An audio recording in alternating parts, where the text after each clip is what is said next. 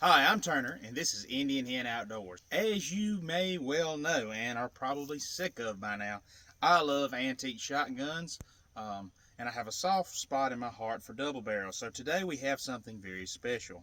This is an L.C. Smith field grade double barrel shotgun. Now before we get too deep in this video, let's go inside and check this thing out and see if I can even shoot it. Alright, let's see if we can't figure out when this thing was made.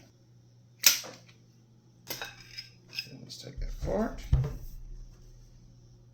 Get a little cleaning done here while we're here.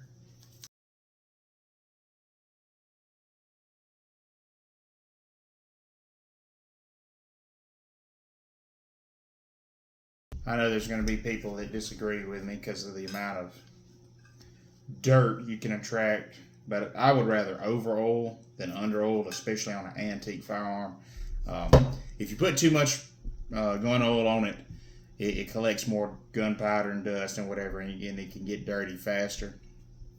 But don't pack it in there. But I do like to err on the side of caution with these older firearms that really don't get fired a lot. Anyway, got S4 8008, S4 8008,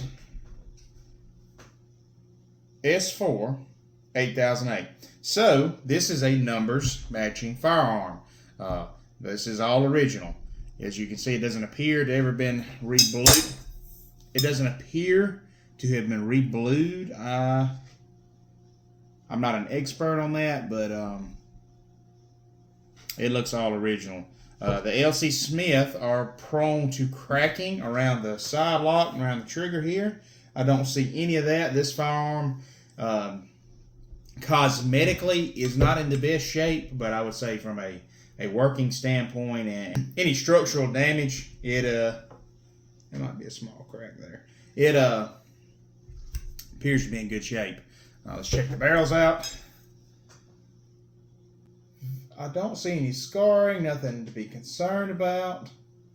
I mean, the gun looks like it's in good working order. It just looks like it was used at one point. You know, it's got some scuffs. It's got just some wear of a field. And this was a field gun. This wasn't. You can see there's no engraving. This was the entry level L.C. Smith. This is what it was made for. It was made to be worked and used in the field. It wasn't just a museum piece. I'm checking the serial numbers on this L.C. Smith, not just for historical reasons.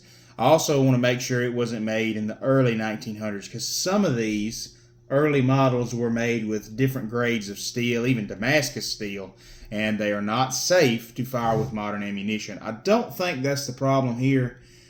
Just a guess from what I can see, this gun was probably made in the 40s, but I'm going to run these numbers real quick anyway and see, get the full story. So this gun has the serial number S48008, which is strange because I can't find anything about the S. That's kind of throwing me off. In my research, there's a couple other stamps or prefixes rather of L.C. Smith serial numbers, like FWS is one of them. But I'm not sure what the S is for, but the 48008 indicates that this firearm was made in 1949. So it should be perfectly safe after my inspection to shoot modern ammunition. How do we figure out what the constriction is on these barrels? That is to say, what choke are they?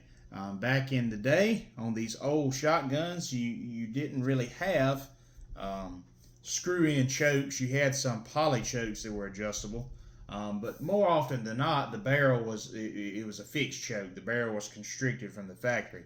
So there's no markings on this gun to tell us what the chokes are that I can find. So we're going to do an old school trick. This is the dime trick.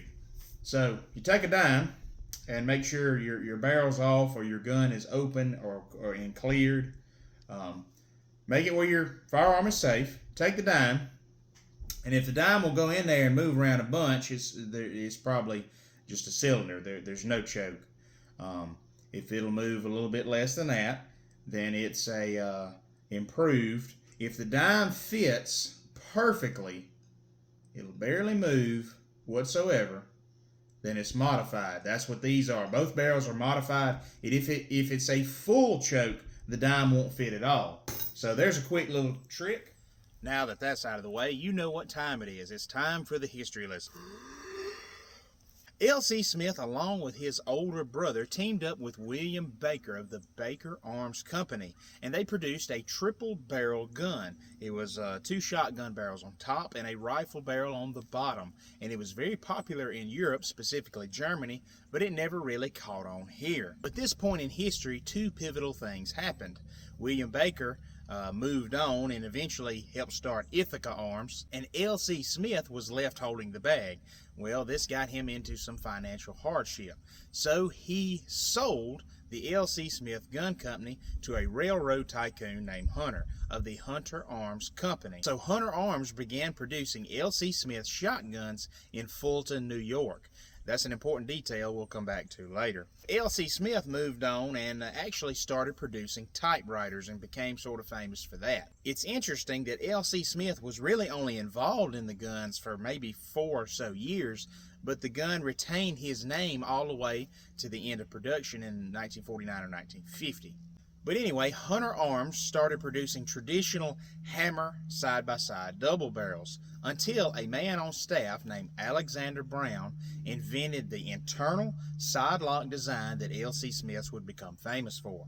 It is the only premier, and when I say premier, high-grade, upper echelon, however you want to word it, it was the only high-grade double barrel internal side lock shotgun made in the United States. The only other company at the time, I believe, was Crestview Firearms, and their quality is nowhere near the L.C. Smiths. So at any rate, Hunter Arms continued to produce this shotgun until they got into some financial trouble, and they sold it to Marlin. The example we have here is a Marlin L.C. Smith.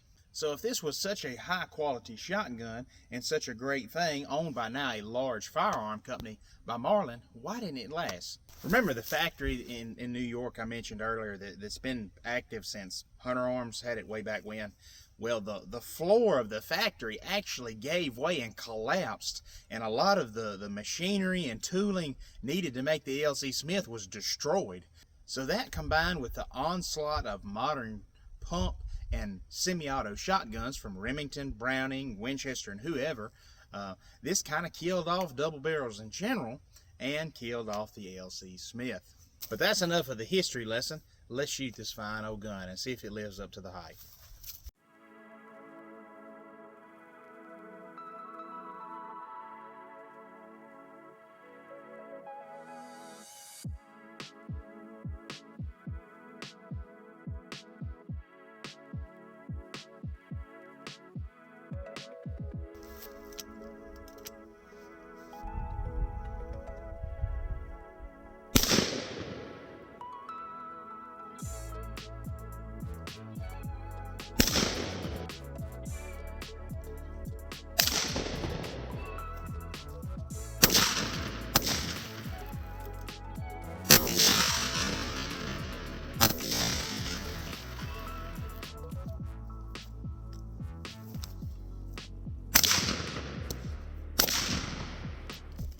All right, both barrels.